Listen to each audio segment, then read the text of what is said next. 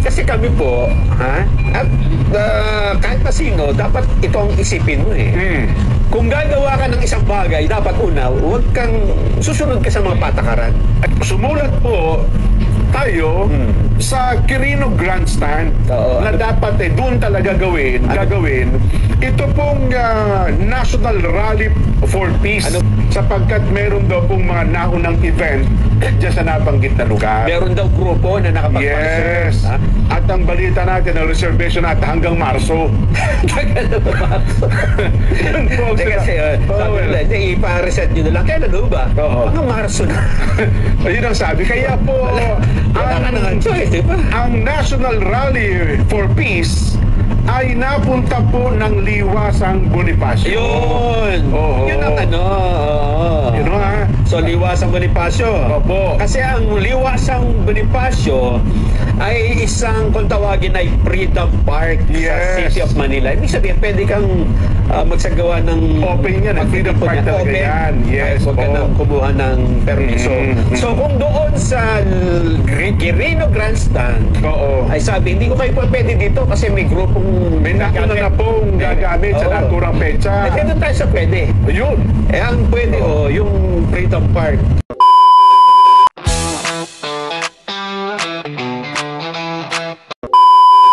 At eto na, Nelson, yung mga Eto na. nagtatanong. Oo. Eto Tumutok na.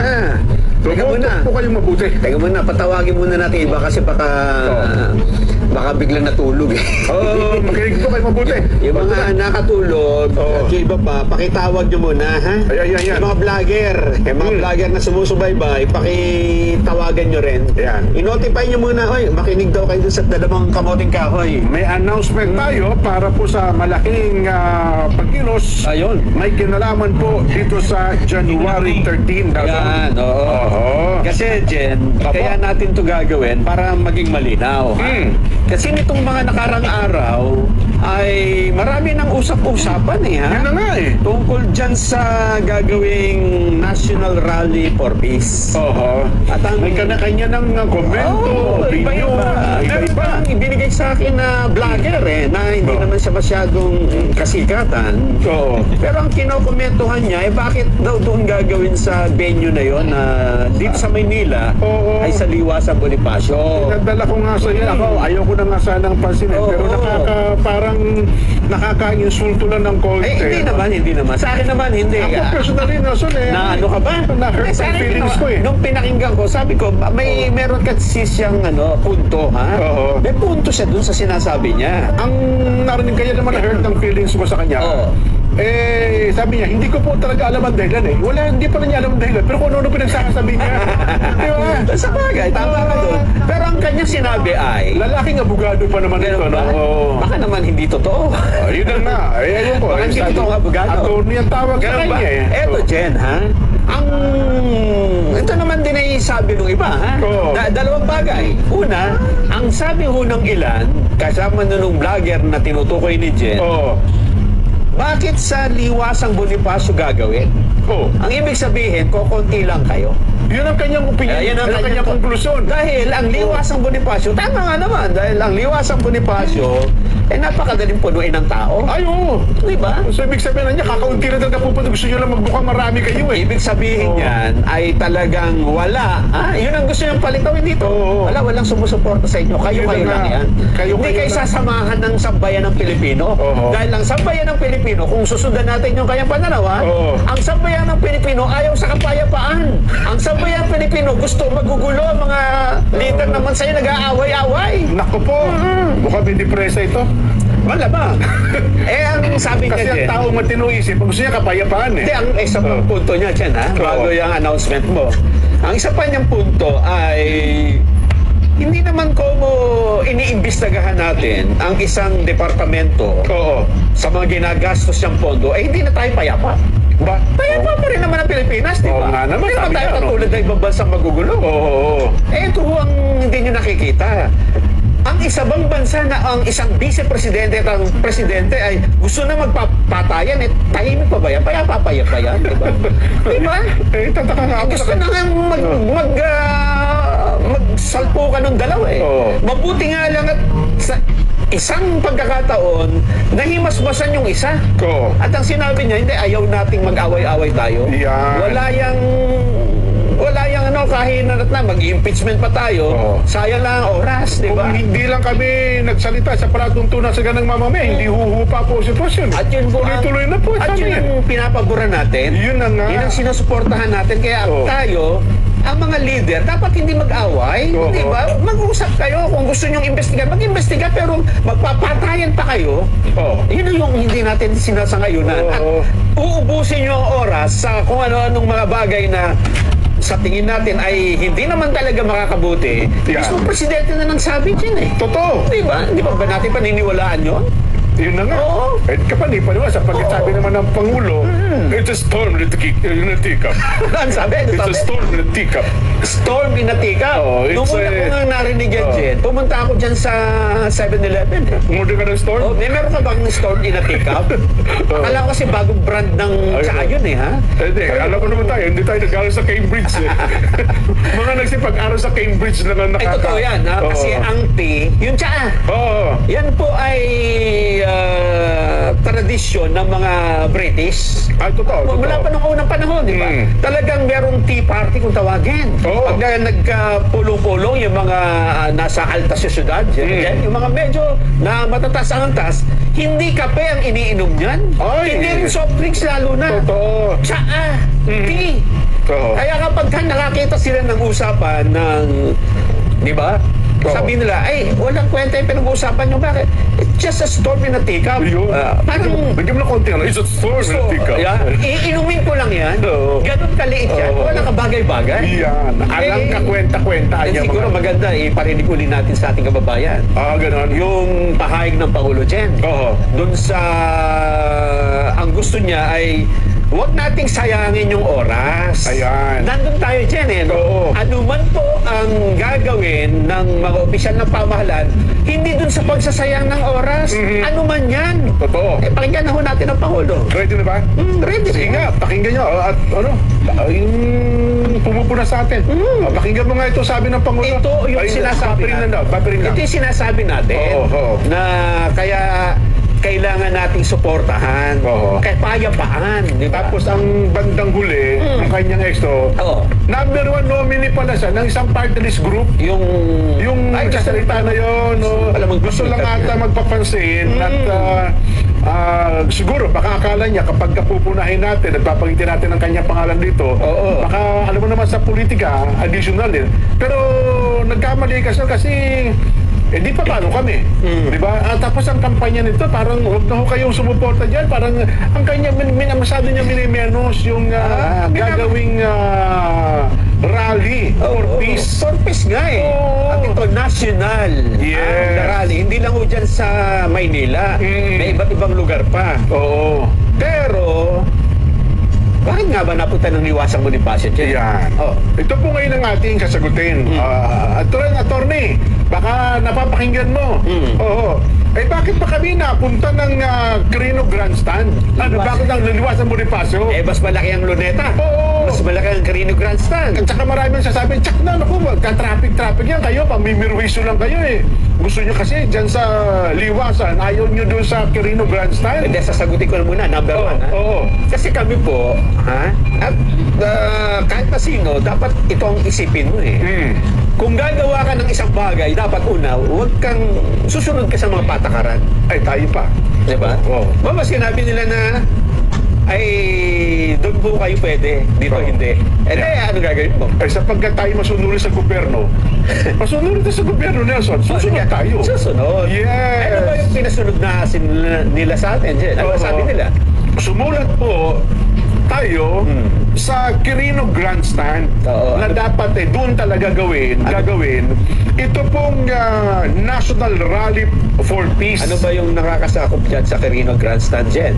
Ang National Parks Development Committee. yan Na po.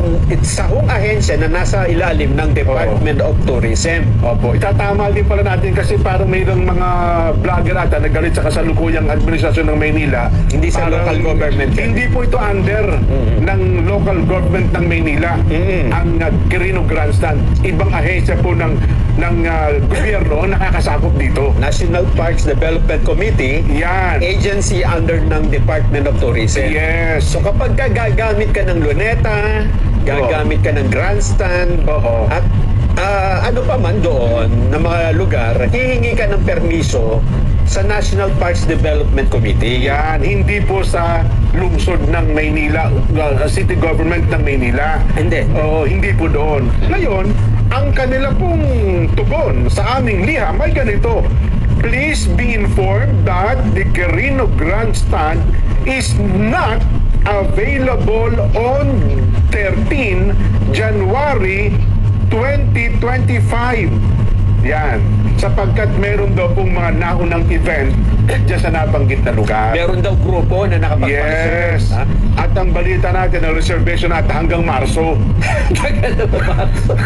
Yan po. Hindi kasi, sabi nila, ipa-reset nyo na lang. Kailan ba? Oo. Mga Marso na. Ayun ang sabi. Kaya po, Wala ka nang choice, di ba? ang National Rally for Peace ay napunta po ng Liwasang Bonifacio. Yun! Oo. Yun ang ano. Yun ha? So, Liwasang Bonifacio. Opo. Kasi ang Liwasang Bonifacio ay isang, kung tawagin ay Freedom Park sa Yes. City of Manila. Ibig sabihin, pwede kang magsagawa ng... Open yan, ang Freedom Park talaga yan. Yes, Huwag ka po. nang kumuha ng permiso. So, kung doon sa Quirino Grandstand, Oo. ay sabi, hindi ko kayo pwede dito kasi may grupong... May nauna na pong gagamit sa Oo. naturang petsa. Eh, doon tayo sa pwede. Yun. Eh, ang pwede, yung Freedom Park Oo. sa Quirino, sa Liwasan. Kaya kung sasabihin nila, ako hindi magka-traffic, dapat doon kayo sa Quirino. Eh, doon nga ho talaga ang gusto namin. Oo. Gusto na namin talaga. Gusto nga namin doon. Doon eh, kasi mas malawak po doon. At baka hindi po gaanong makasigip ng daloy ng trapiko. Pero ito na po, naka-schedule. Kaya ngayon pa lamang po, sinasabi na namin sa inyo, sa araw na iyan, Lunes po yan, January 13, 2025, ipagpapauna na po namin sa inyo. Ano ha?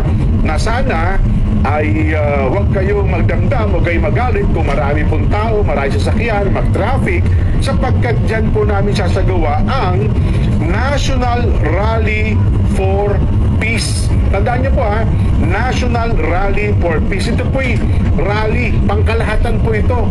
Kasi akala nila, uy, yan ba'y rally ng Iglesia ni Cristo? Ano Hindi po. Ito po'y nagkataon lang na ang Iglesia ni Cristo ang nanguna Nag-initiate. o nag-initiate ito, pero hindi po nangangahulugan. Opo, Kapayapaan. pero hindi po nangangahulugan na Iglesia ni Cristo lang ang nandito.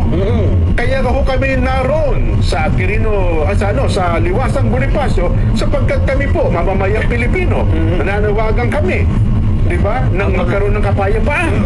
At gagawin ho natin itong bagay ito. Masama po ba yun? At ang bawat Pilipino, Jen, Oo. ay may karapatang gawin yan. Yes. Bilang tayo po ay nasa ilalim ng demokrasyang Oo. pamahalaan, hindi ba? At bilang mamamayang Pilipino, binibigyang din po namin, tumatayo kami na sana magkaroon po ng kapayapaan sa ating bansa at unahin natin ang kapakanan ng atin pong mamamayan, Hindi po ito INC rally. Nelson, sa ating mga kababayan. Kami po ay mamamayang Pilipino, tayo Nelson, mamamayang Pilipino tayo, ay ito po ang nag-iisang bansa natin. Kaya nananawagan kami na magkaroon tayo ng national peace, pambansang kapayapaan. Tingnan mo dyan, Oo. Imagine niyo mga babayan, yung mga tumututol pa rin sa rally para sa kapayapaan. Kung hindi ba nagsalita ang Iglesia ni Cristo Oo. na tigilan nyo na yan, Oo. doon tayo sa kapayapaan, huwag kayong mag-away-away. Matitigil kaya yan dyan, yung halos magpatayan na yung dalawang... Yun na nga, Baka dalawang madagdagan- leader ng ating bansa kung babalikan nyo, madali ho kasi makalimot ang taong bayan Oo. Kung babalikan nyo yung mga pangyayari, before namin i-announce na merong malaking rallying gagawin, ay napakatindi po ng tensyon sa mga matataas na opisyal ng gobyerno. At para tingnan mo na yan presidente, vice-presidente, first family, second family, pamilya, hindi ho biro yan. Ha? Ito. Kung yan ay patatagalin mo ba at hindi mo sasabihin At may mga supporter yan. Nasaan, ha? matindi ho yan. Oo. Kaya ngayon, para ho ito masustain, kailangan natin ipakita sa kanila na Oo. kailangan natin nakapayapaan sa bansa natin. Yun. Huwag yung pag-aaway ang intindihin natin. Unahin natin yung kapakanan ng mga mamamayan. Kung may mga investigasyon kayong gustong gawin nyo, pero doon lang sa investigasyon, di ba? Totoo. Yung mga nagtatanong, Nelson, Jen, pwede ba kami sumali dyan? Ano ba? Pwede ba kami sumama dyan? Oo. Pwede po. Pwede po kayong sumama. Pero dapat, susunod tayo. Doon sa Kaya, ang layunin po ay pambansang kapayapaan. Pagkakasundo. Pagkakasundo. Oo. Ha? Hindi po pwede na nandun ka, Oo. tapos sasabihin mo dun sa habang nandun ka, sisigaw ka na, Oo. ibagsak! Ibagsak! Resign. Walang ganun. Hindi. Kasi Oo. magkakawatak-watak nga tayo. Yes. Kaya naman yung kabilang banda ay sisigaw ng impeachment! Hindi. Oo. Paano tayo magkakasundo? Paano tayo magkakaisa? Paano tayo magkakaroon ng kapayapaan kung pag-aaway pa rin ang isisigaw natin to? Yan. Kaya yung mga gusto pong sumama dyan, ay dapat kaisa po kayo ng layunin, ha? Oo. Pambansang kapayapaan. Ang dapat po nating babanggitin at ang ating po sasabihin. At ang mauna At dyan, ang atin pong dapat din maging agenda dyan. at yung, Diba? ang gawing priority dyan Oo. ay kapakanan ng mga mamamayan. Yan. Hindi. Unahin natin ang kapakanan ng mamamayan. Yes. Oo. Kasi yung ibang bagay, pwede naman gawin sa ibang panahon. Di ba? Kung gusto nyo hong mag-rally, di ba ang layunin ninyo? Huwag kayo sumabay. Huwag nyo Huwag kayo sabayan. sabayan itong... Huwag nyo po itong sasama dito. Oo. At huwag kayo sasama. Siguro sa ibang araw ho kayo. O kaya, Oo, di ba? yung mga ipinopost mo sa social media, Mm. na sabi mo, itong mga gagawin mo sa rally mo, Yeah. ayan na, supportado na tayo ng grupong malaki. Oo. Tapos ito ang agenda mo, hindi ko kami kasama niyan. Hindi eh. Iba ho yan. Oo. Mag-schedule kayo ng ibang rally ninyo. Oo, doon kayo sa, Oo. Sapagkat ibang- ito pong rallying ito, inulit namin ha. Oo. Tandaan nyo po, National Rally for Peace. Ano ha? Para po ito sa kapayapaan. Hindi po para sa injustice o ano pa man, ibagsak sa ganito, i-impeach sa ganito. Hindi po. Wala. Wala pong ganun agenda. At kung kayo po sasama, at yun ang agenda ninyo. Ngayon, hindi ngayon pa lang Ngayon pala sinasabi na namin sa'yo, huwag na lang pumunta doon. Oo. Kasi baka sa iba kayo mapulot. Di ba? Yeah, Oo. opo. Pulutin kayo. O pupulutin kayo ng basura. Oo. Ay, nako. Kaya importante po yan ha. Inulit natin, sa ating mga kababayan, ngayon pa lamang po, kasi marami na nagsasabi dyan, ako, matraffic tong araw na ito. Bakit ba kasi hindi kayo pumunta doon sa Quirino Grandstand? Una-una, Jen. Oo. Bago mo ituloy yan. Oo. Matraffic naman to talaga sa Metro Manila. Bagay. Kahit na linggo. Walang rally o meron, matraffic. Eh di, siguro lalo magta-traffic sapagkat meron ganyan pagtitipon. Ngayon, asahan nyo na. Isipin nyo na, imaginein mo. Matraffic pag walang rally, lalo na kung meron. Yan. Mag-rally nga lang yung dalawang driver ng Manibela, nagta-traffic, di ba? Ayun, oo. Lalo na kung may isang grupong sasama dyan sa nagkakaisang Kasi ang kapayapaan. estimate ata dyan sa Liwasan Bonifacio para mga 15 to 20,000 lang Para dun sa... doon sa isang kahabaan na yun. Mga sasakyan pa lang yun. Yun na nga, sasakyan pa lang yun. Eh yung dito lang sa amin sa lugar namin, libu-libong van na po at saka busang inihahanda namin Di ba? Ang gagawin natin dyan, ngayon pa lamang, di ba? Oo. I-adjust nyo na yung mga, alis nyo na Yan, mga. opo. Diba, meron kayong pupuntahan dun sa Maynila. Opo. Ang tipanan nyo ay alas 8 ng umaga. Nako. Linggo pa lang ng alas 4 ng hapon, pumunta na kayo. Di ba? Oo. So sana po maunawaan niyo po kami sa bagay na yan. At gayon pa lamang, sapagkat ngayon po ay Lunes, ilang araw pa ang lilipas. No? So, May schedule nyo pa naman. Opo, oo. Di ba yung mga lakad nyo, kung ako sa inyo, kung ayaw nyo maabala, i-reset nyo na yung pang Monday. yan. Huwag nyo nang daanan yung Maynila. Oo. Kasi sa Metro Manila, Maynila po ang sentro eh. Yeah. Sa ibang mga lugar, alamin nyo doon sa inyong mga lugar kung saan. Oo. Kasi sa Palawan, meron sa Iloilo, Oo. meron sa Cebu, meron sa Davao. Pero yung malaking area kasi, halos dito, Calabarzon, Oo.